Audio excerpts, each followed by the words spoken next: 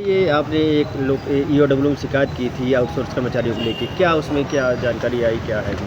मैं आप सबके सामने एक बात रखना चाहता हूं कि रीवा के स्वास्थ्य विभाग में मुख्य चिकित्सा अधिकारी सीएमएचओ द्वारा 490 पदों पर भर्ती की गई थी, जिसमें 7 पद आदिवासी के, 21 पद अनुसूचित जाति के और 119 91 पद ओबीसी के, मतलब 119 पद एसटी एससी ओबीसी के और 372 पद जनरल के।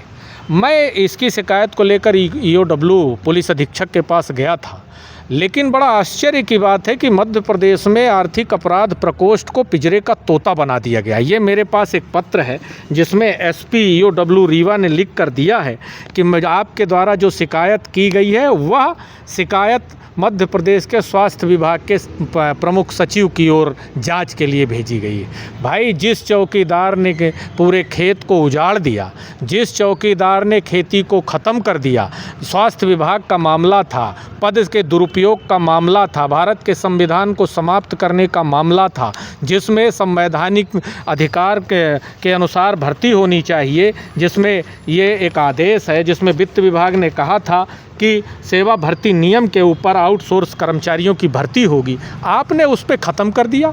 आपने 490 पद में 7 आदिवासी, 21 अनुसूचित जाति और 91 ओबीसी पदों को किया, जबकि अगर मध्य प्रदेश सरकार के नियम के अनुसार भर्ती किए होते तो कम से कम जितना जिसका अनुपात है उसके अनुसार करना चाहिए। अब विडम्बना सबसे बड़ी ये है कि आज मध्य प्रदेश के मुख्यमंत्री पिछड़े से मोहन यादव साहब हैं। मध्य प्रदेश में रीवा जिला है जिसके प्रभारी मंत्री श्री प्रहलाद पटेल जी हैं, जो भी पिछड़े वर्ग से आते हैं। यहाँ पर जो स्वास्थ्य मंत्री, मैं आप सबके सामने एक बात कहना चाहता हूँ कि स्वास्थ्य मंत्री राजेंद्र शुक्ला साहब जो उप मुख्यमंत्री हैं, उनके इशारे पर ये भर्ती की गई और इस शिकायत को दबाने के लिए ईओडब्ल्यू से दबाव बनाकर इनने भिजवा दिया मध्य प्रदेश सरकार को। क्या आपकी ईओडब्ल्यू लोकायुक्त सिर्फ विपक्षी दलों में छापा डालने के लिए है? क्या ईडी सीबीआई का उपयोग आप केवल विपक्षी दलों के लिए करेंगे? यदि पद के दुरुपयोग का मामला था, संविधान के विपरीत मामला था, भर्ती का मामला था, तो इसकी जांच ईओडब्ल्यू से क्यों नहीं कराई गई?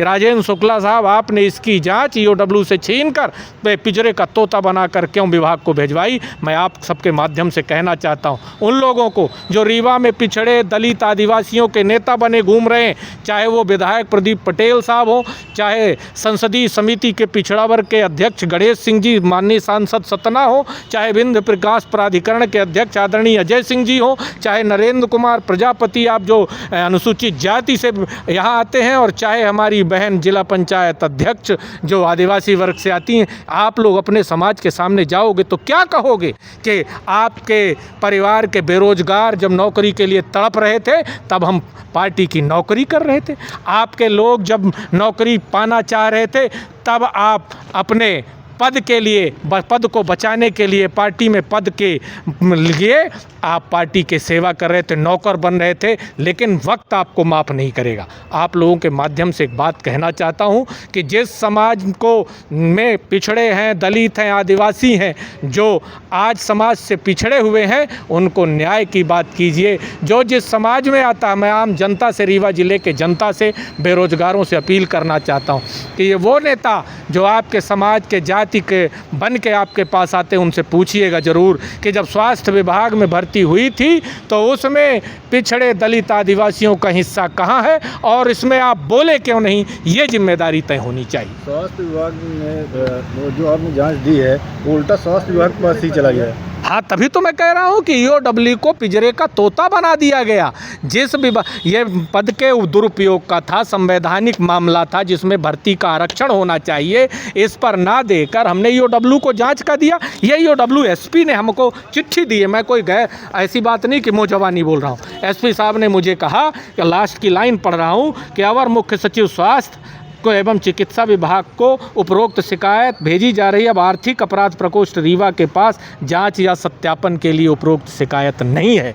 क्या ये न्याय संगत है? मध्य प्रदेश सरकार से निवेदन है, आम जनता और नौजवानों से, जनजीओं से निवेदन है कि आप आंदोलन वहाँ कर रहे हैं, आपके घर में लूट मची हुई है, आपके अधिकारों को खाया जा रहा, संविधान समाप्त किया जा रहा है। अगला निर्णय क्या है, क्या करेंगे?